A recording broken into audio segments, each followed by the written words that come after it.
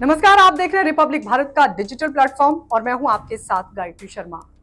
कहते हैं कि वक्त जरूर बदला लेता है, लेकिन वो कैसे लेगा और कब लेगा ये वक्त तय करता है।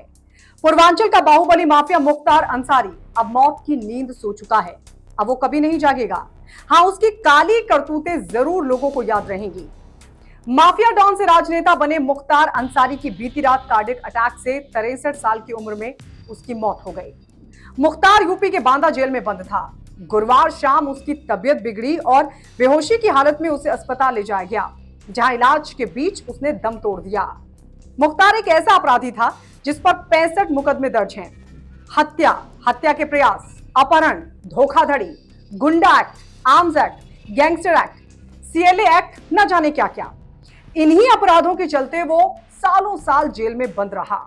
जब शुरू हुई अदावत की जंग, लेकिन मुख्तार के गुर्गों ने जिस बड़ी वारदात को साल 2005 में अंजाम दिया, वैसी वारदात कभी नहीं सुनने को मिली थी। असल में साल था 2002।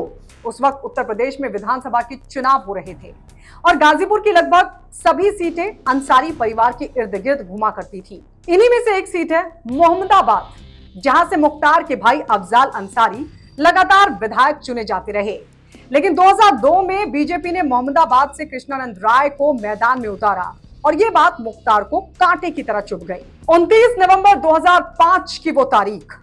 मतदान के बाद जब नतीजे सामने आए, तब मानो मुख्तार के सीने पर सांप लौट गया। अफजाल अंसारी बुरी तरह हार गए और कृष्णानंद राय मोहम्मदाबाद सीट से जीतने में सफल रहे। बस फिर क्या था, जेल में बंद मुख्तार ने कृष्णानंद राय की हत्या करने की साजिश की और स्क्रिप्ट लिखनी शुरू कर दी।